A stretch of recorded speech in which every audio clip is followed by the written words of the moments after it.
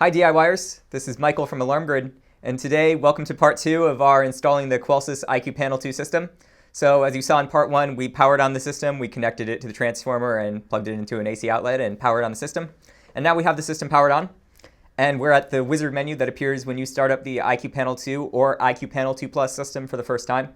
And we're just going to go through the menu and show you what everything looks like. We're going to enroll some sensors, get it connected to a Wi-Fi network, and we're going to show you how to go about starting up the system. So, of course, you get a nice welcome screen at the main screen of the system. You want to make sure your system's plugged in. Ours is plugged in. And we're just going to click the start button here.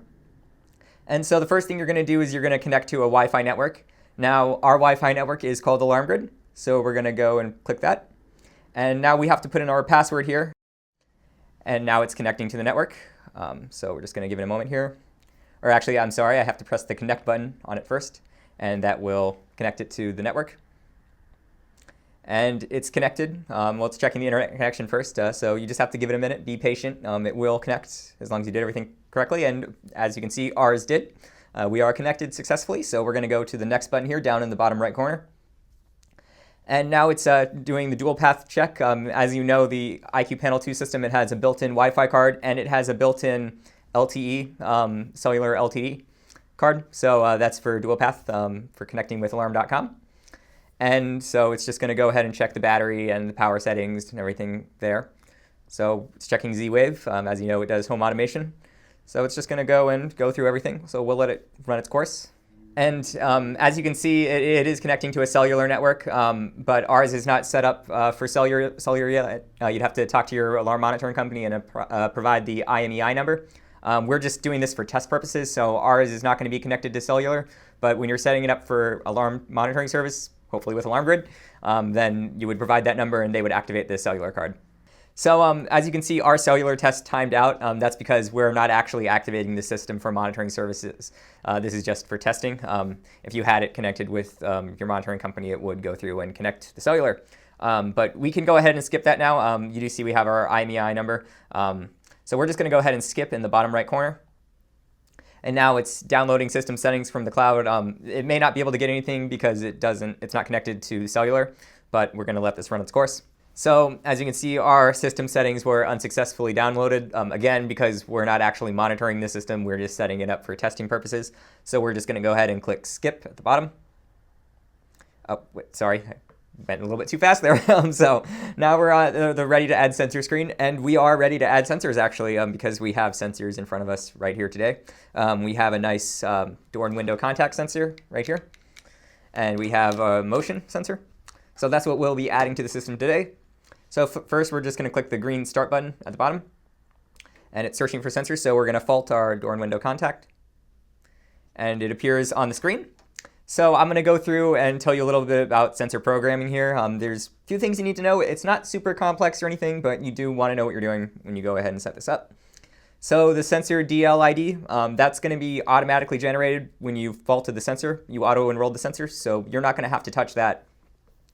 This is a door and window contact, so you don't have to change the sensor type here. Now, sensor group is important. The sensor group tells the system how to respond when the sensor is faulted. And the system is going to respond differently whether you have the system armed or disarmed. And depending on the arming type, that is arm stay or arm away. So I'm going to go through some of the sensor groups that you would use for a door and window contact. Okay? So the default one is sensor group 10, entry exit normal delay.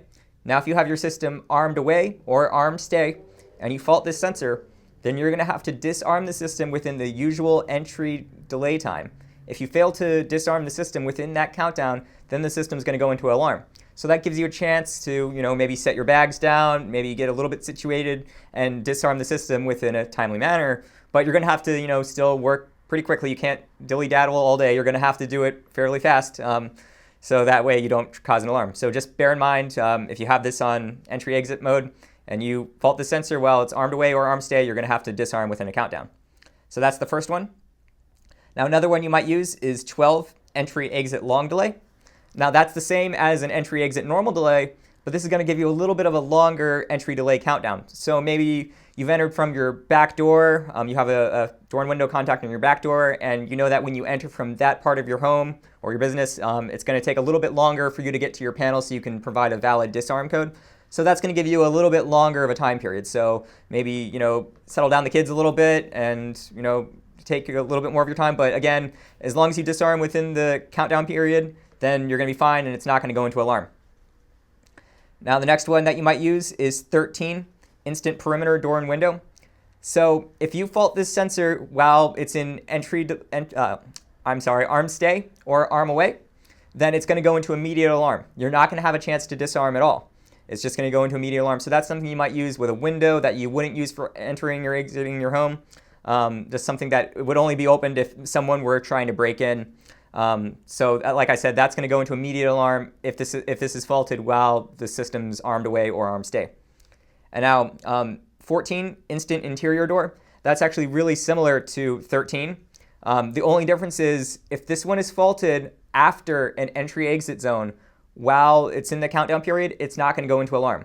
So in 13, if you fault it while it's in the countdown, it's going to go into alarm. But in this one, it's going to know to ignore this sensor because this is an interior door. So like if you had to open up another door to get to your system, the system would know, hey, you came in through a usual way, through an entry-exit door that you would usually use for entering. And it's okay that you faulted this because you might need to get to your system, or maybe your kids are running around and they're opening up their bedroom doors or something. So it's not going to go into alarm. So 13 wouldn't matter if you had faulted an entry-exit zone first. And this one, it'll know to ignore it. So that's the difference between those.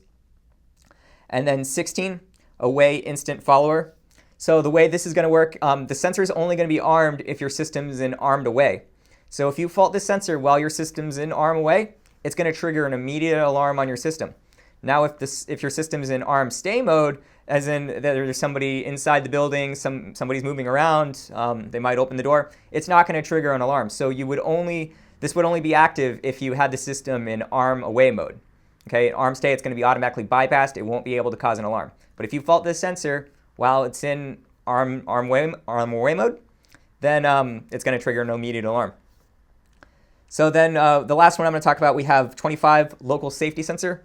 Now, if you have it on 25 local safety sensor, it's not going to trigger an alarm at all. It's just going to fault. You'll see the fault on the screen, and it'll do a chime if you have a chime enabled, but it's not going to be able to trigger an alarm. So that's something if you just didn't want it to report to the central station, you just wanted a chime to know if a door was open. So I'm going to go ahead and set this to 10, the standard one. And so you can set a sensor name here. You can choose custom description if you wanted to give it a custom name. We're just going to call it front window. Or actually, we'll call it front door because we're going to end up having it on a door. So we're going to leave that there. And chime type, that's going to be the sound that the system makes when the sensor's faulted. So you can try out a few different ones. That's called on the hunt. And then there's doorbell. So various options there. I'm not going to go through all of them, but I will show you that if you go down, not down all the way to the top, then there's an option called none. So if you don't want a chime when you fault the sensor, then you can choose none, and it's not going to make a sound. But I'm going to put it on high wire, just so we have something on there. And lastly, voice prompts. So that's going to be whether or not the system speaks out the sensor name. In our case, that would be front door. When you fault the sensor, it would say front door open, front door. Well, it'll just say front door open if you fault the sensor, and it'll speak the name. And source you don't have to play with because this is a 319 megahertz sensor. It automatically detected that because we auto-enrolled. So we have everything set up the way we want it. So we're just going to click save at the bottom to finish. And the sensor is added successfully. So now we're going to add our motion. Sensor added successfully. And it did add successfully. It just took a minute there. And now it's searching for the sensor to add. So we're just going to take our motion, and it detected movement. So it has our motion loaded. And so I'm going to go through the programming settings that you would see when setting up the sensor. So as before, sensor DL ID, that's the serial number. You don't need to change that. That's auto-detected when you auto-enroll the sensor. And then the sensor type is a motion, so we don't have to change that either. Now remember, sensor group is important. That's how the system responds when the sensor is faulted. So I'm going to go through the common ones that you would use with this type of sensor with a motion. So the default is 17 away instant motion. Now if you have your system armed away and you fault this sensor, it's going to trigger an immediate alarm. And one thing I do want to say about any motion sensor group, if you fault an entry-exit zone first, it's going to know to ignore the sensor. So that way, if you walk past your motion on your way to disarming your system, it's not going to matter. You'll still be able to disarm within the countdown. It's only if you activate the motion without activating an entry-exit zone, as in someone was breaking into your home or your business and they activate the motion sensor, your system would go into immediate alarm, depending on the sensor you choose, the sensor group you choose. So the default, as I was saying, is 17 away instant motion. If you have your system armed away and you fault this sensor, then your system's going to go into immediate alarm. You won't have a chance to disarm. It's just going to go into immediate alarm. And if you have the system armed stay, then it's going to bypass the sensor. So in stay mode, you'll still be able to move around and you won't have to worry about faulting this sensor. So this is a good sensor if your motion sensor is inside the home or business, and that way if you set it to arm stay and someone's still inside the building, they'll be able to move around without having to worry about causing an alarm on the system. But if your system's armed away, then it's going to go into immediate alarm. So that's away instant motion 17. So one you might use is stay instant motion. That's 15. So the difference between that is this will trigger an immediate alarm for armed stay or armed away. So as long as your system's armed, then this is going to trigger an immediate alarm. So it would only not be activated when your system's disarmed. So this is kind of what you would consider a perimeter motion if this was not supposed to be activated when your system was in any arming type. So that's 15 stay motion. It'll be activated in arm stay and arm away. 17 will only be activated in arm away. Won't be activated in arm stay. So the next one you might use, you might do stay delay motion. So this will be activated when you do arm stay or arm away. But the difference here is that it'll go into an entry delay countdown. So you'll have a chance to disarm the system before the alarm occurs. With 15 and 17, that was going to trigger an immediate alarm. This one, you'll actually have a chance to go and disarm your system before an alarm would occur. So if you want to have a chance to disarm before an alarm occurs, good false alarm prevention, then you would use that one. And there's also a similar one. It's called 20 away delay motion. So this will be activated in arm away only. It won't be activated in arm stay. So if you fault the sensor while the system's in arm away mode, then it'll go into a delay countdown and you'll have a chance to disarm the system. If you fail to disarm in time, then it'll go into alarm. So that's 20 away delay motion. And then the last one here that you might use is 25 safety motion. So this will not cause an alarm on your system. This will just, it will just chime and you'll get the sensor description name read out if you have voice prompts enabled. But this will not be able to trigger an alarm. So we're going to set ours to 17 away instant motion, just the default. Again, that's only going to be activated in arm stay mode, and it will trigger an immediate alarm. So now we have a chance to choose our sensor name, and we'll just give it a hallway motion detector, why not?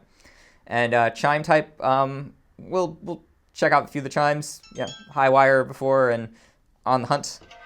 Yes, so you can choose whatever chime you like, and again, there is a none option at the top. We'll just do high wire. And voice prompts, we'll have that on because we want to hear it, I suppose.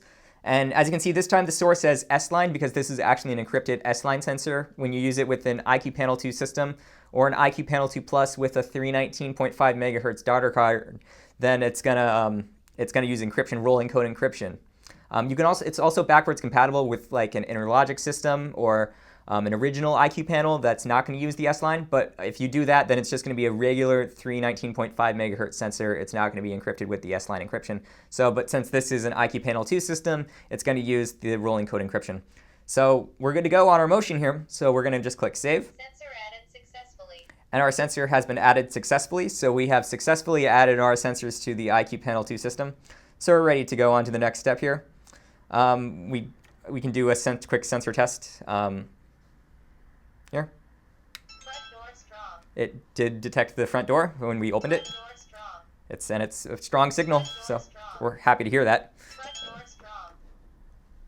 And now it's going to stop because I did align it this time. Front door strong. Or apparently not. It should be good to go right there. Yes, so we're not going to hear from our front door anymore, but we're glad that our front door is working the way that we want it to. And now, Motion detector strong.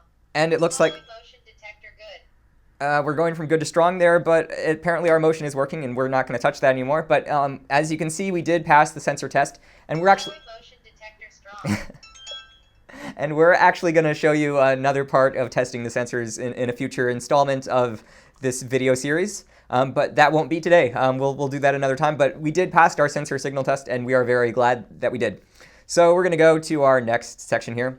Now you have the option to enable the panel glass break. The panel actually has a microphone built in for listening for a broken glass event. That could be someone breaking a window, Or if you have a jewelry store, perhaps, a store where your products are displayed in protective casings and someone were to smash the casings, then you could use this as a glass break detector.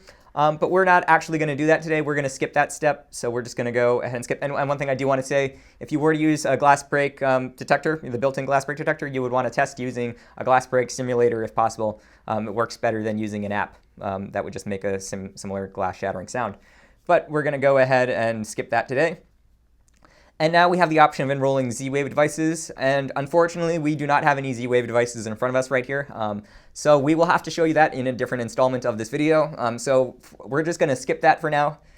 And then you have the option of pairing Bluetooth.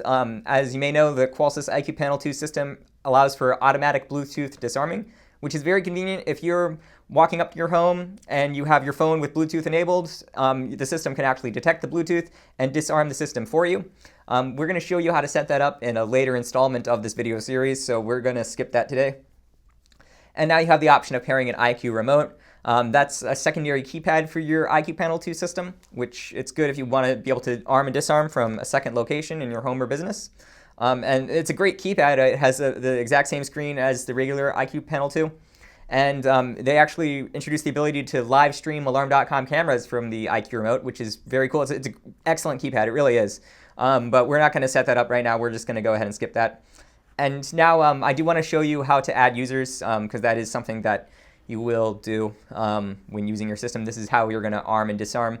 So we're going to go ahead and add a new user here. And it's going to ask us for our name. We're going to choose Alarm Grid because that is who is using the system. So now we get to enter our custom 4-digit code that we're going to use for arming and disarming. Now you want to make sure you don't choose an easy code that would be guessed by anyone. 1, 2, 3, 4 is the default master code, and anyone can just go and guess that code. So we don't want to use that. The default installer code is 1111, which we're not going to use that. The default dealer code is 2222. We're not going to use that one either, but we'll use 7777. Which could be guessed, but again, this is just for demonstration purposes. Maybe choose a code that somebody won't easily guess, but you'll easily remember. So that way you do not run into problems later. But you can cross that bridge when you get to it. And we're going to click this green button down here in the bottom right corner to accept. And we have to confirm our user code, 7777. And we'll click the green button again. And we get to choose what type of user. We can choose user, guest, or master. We're master users here, so we're just going to set ourselves to master because we are the best. So we're going to click Add User. And the user has been added successfully. And you see if I click this View User List here, then you can see Alarm Grid has been added as the master. And there's also the regular master, which uses the code 1234, which you can go ahead and change that on your own time. And duress, that's if you wanted to send a silent duress to the central station. If you were in a hostage or duress situation and you wanted help immediately without letting anyone know, that's what you could press. And installer is used for installing the system. And we actually don't get to choose the dealer code here. That would be if we went into dealer settings later on. But we're going to go ahead and skip because we are done. So now we are setting up our dealer contact info. Let's see if we can go ahead and add that in. Actually, we won't be able to because... Well, we can go ahead and enter it manually, but usually if you were setting it up with central station service, if you had activated the cellular card, your monitoring company's information would be in here. But we'll go ahead and fill this out because we want to show off the Alarm Grid contact info. So we'll go ahead and enter an Alarm Grid. Okay, and we'll enter in our phone number, which, as you know, is our support number, 888-818-7728. And you're always welcome to call us if you ever need help using your system. And then we go to our website. We're going to put in alarmgrid.com. And as you may see behind me, I have that on the computer over there, which it's the best website ever. So be sure to check it out. And we'll just go ahead and alarmgrid.com there and press the green button. And I think we got all the settings there. Alarm grid, yes. Okay, I just have to hide the keyboard, I suppose. Yes, there we go. Little keyboard button, and then it lets me hide it, and then I can click Save.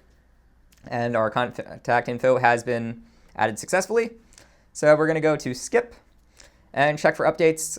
We actually have this updated to the latest firmware version, which at this time is 2.4.0. You can go ahead and upgrade your system if you need to, update your system.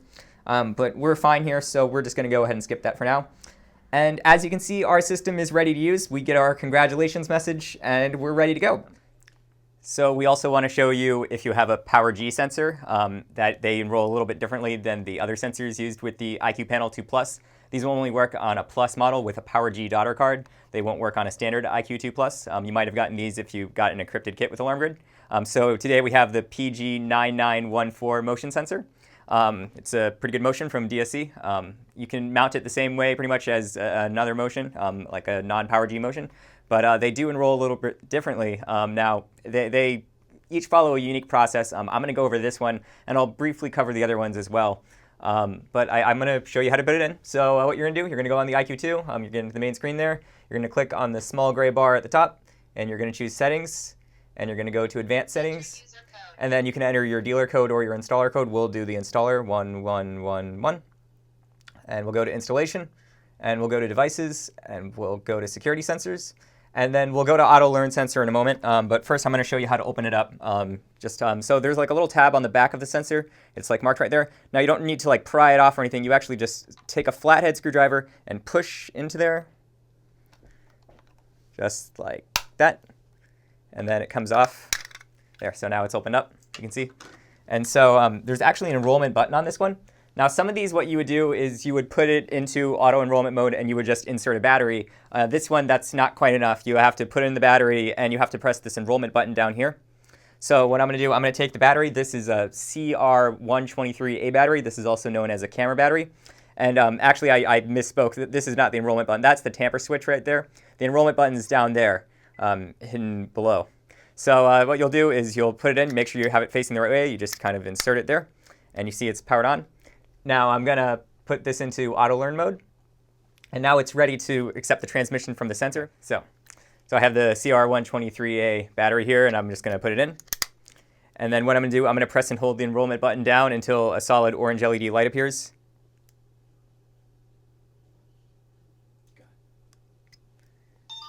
And as you can see, it auto-enrolled. So I'm going to press OK. And then it's a lot of the same settings as before. The big difference is that the source is set as Power G, just because it's a Power G sensor. And so once you're finished, you can just go and add new. And it'll take a moment for it to add the sensor. Sensor added successfully. And there you go. Then you can just return to the main screen there. And that's how you would enroll a Power G sensor. So in the next part of this series, we'll go ahead and show you how to install some sensors. But if you did enjoy this video, please click the thumbs up button below because we appreciate that. And you can click the bell icon to get updates for future videos and subscribe to our channel. And if you ever need any help, feel free to email us at support@alarmgrid.com. We hope you enjoyed the video. Thanks. Have a great day.